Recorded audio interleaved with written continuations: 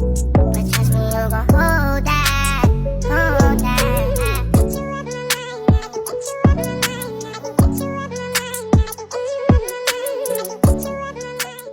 Bismillahirrahmanirrahim. Assalamualaikum warahmatullahi wabarakatuh. Halo teman-teman semua, perkenalkan nama saya Nadila Pratiwi dengan NIM 1121013000071 dari kelas 6 CPGMI dan dari kelompok 5. Jadi di sini saya mau melanjutkan materi yang sebelumnya sudah dijelaskan pada LKM 1.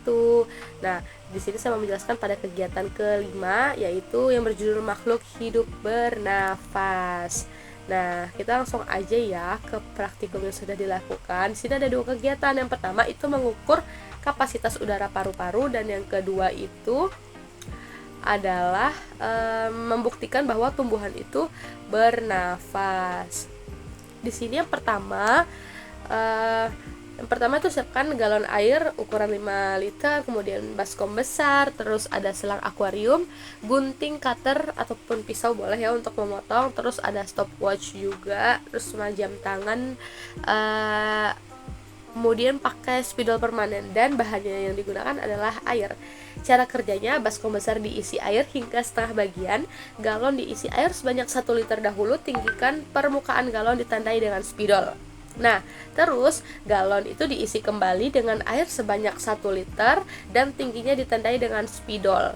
Nah, kemudian selang itu dimasukin ke mulut galon, habis itu galon itu dimasukin ke dalam baskom yang besar dengan posisi mulut galon itu terbuka bagian atas. Mulut galon yang terbuka ditekan dengan tangan terlebih dahulu dan air dipastikan tidak tumpah. Galon dibalikan dan teman diminta untuk memegang galon sehingga tidak ada air yang keluar dari galon. Di dalam baskom tangan terbuka, pastikan tidak ada gelembung udara yang masuk ke dalam galon. Kemudian, tariklah nafas sedalam-dalamnya. Nah, gitu ya. Lalu galon ditiup hingga selang dan dalam sekali nafas sampai kita tidak sanggup lagi meniup. Kemudian perubahan tinggi air ditandai dengan kapasitas udara paru-paru dicatatnya berapa. Oke, ini dia hasil percobaannya.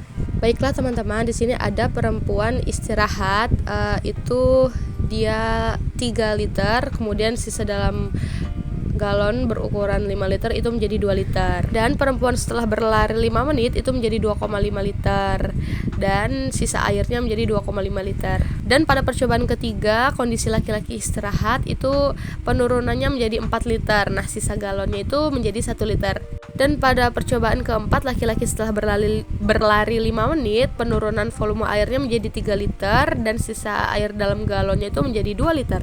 Baiklah teman-teman, jadi berdasarkan dari hasil percobaan yang sudah dilakukan, dapat kita ketahui bahwa perempuan dalam percobaan pertama dengan keadaan istirahat memiliki kapasitas udara paru-paru sebanyak 3 liter, dan percobaan kedua setelah melakukan aktivitas berlari selama 5 menit memiliki kapasitas udara paru-paru sebanyak 2,5 liter, sedangkan laki-laki percobaan pertama dan keadaan istirahat paru-parunya 4 liter.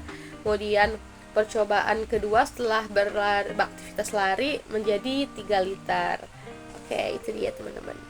Oke teman-teman, jadi dapat disimpulkan bahwa kapasitas udara paru-paru seseorang itu beda-beda ya, tergantung pada ukuran paru-paru dia, kemudian berat badan dia, usia, jenis kelamin, dan lain-lain sebagainya yang bisa mempengaruhi. Kapasitas udara paru-paru dalam keadaan diam dan setelah beraktivitas juga berbeda, karena semakin banyak kita melakukan aktivitas, maka semakin besar pula kapasitas udara paru-paru. Dalam kapasitas udara paru-paru yang dapat berubah hanya beberapa elemen saja, dan elemen yang tidak dapat berubah seperti udara yang tidak dapat dikeluarkan dari paru-paru. Begitupun kapasitas udara paru-paru antara laki-laki dan perempuan juga berbeda, yang dimana kapasitas udara paru-paru laki-laki itu jauh lebih besar dibandingkan perempuan karena kekuatan otot yang dimiliki laki-laki saat menarik oksigen itu menghembus karbon dioksida itu lebih kuat daripada perempuan. Baiklah teman-teman, kita lanjut ke tumbuhan bernafas. Nah, tumbuhan bernafas di sini alat dan bahan yang digunakan itu plastik bening ya. Bahannya adalah tumbuhan alpukat sendiri. Cara kerjanya, sediakan 1 plastik bening, kemudian tutupi bagian daun sehingga dengan plastik bening gitu ya. Lalu ikat dengan rapat dan tunggu 1 hari untuk hasilnya. Oke, ini dia hasil percobaannya. Ya, gambar 1 itu merupakan pohon alpukat yang daunnya akan menjadi contoh, dan gambar kedua itu merupakan proses pembuktian di mana plastik itu dimasukin daunnya ke plastik gitu ya. Dan pada gambar ketiga adalah hasil pembuktian setelah 1 hari dilakukan praktek. Salah satu ciri-ciri dari makhluk hidup adalah bernafas ya. Proses bernafas ini melakukan proses penyerapan udara atau O2 yang dikenal juga dengan respirasi. Nah, pada praktikum kali ini pengamatan dilakukan adalah pengamatan tentang kehidupan tumbuhan yang dapat dilakukan dengan melakukan suatu pembuktian teori bahwa tumbuhan itu bisa bernafas sebagaimana makhluk hidup manusia gitu ya. Bisa makhluk hidup manusia maupun hewan. Nah, jadi dapat disimpulkan ya berdasarkan percobaan yang sudah dilakukan bahwa tumbuhan sangat penting melakukan proses respirasi karena untuk mempertahankan kehidupan dan menyediakan energi untuk melakukan aktivitasnya. Sama halnya dengan makhluk hidup lainnya, tumbuhan itu membutuhkan oksigen. Tumbuhan memiliki alat respirasi namanya stomata. Terus ada inti sel dan ujung akar. Nah, namun tumbuhan ini melakukan proses respirasinya atau pernafasan ini dengan menggunakan stomata. Stomata ini biasanya itu terletak di bagian bawah daun ya. Stomata atau mulut daun ini merupakan alat pernafasan pada tumbuhan ya, berupa lubang atau pori pada daun. Proses pernafasannya itu berlangsung sepanjang hari tanpa henti. Cara membuktikan bahwa tumbuhan itu bernafas, dia akan mengeluarkan uap udara gitu ya dengan cara memasukkan plastik ke dalam tumbuhan daun ya, kemudian diikat gitu ya. Nah, disitulah tuh tumbuhan akan mengeluarkan uap atau embun. Nah, artinya itu membuktikan bahwasanya tumbuhan itu bisa bernafas melalui stomata.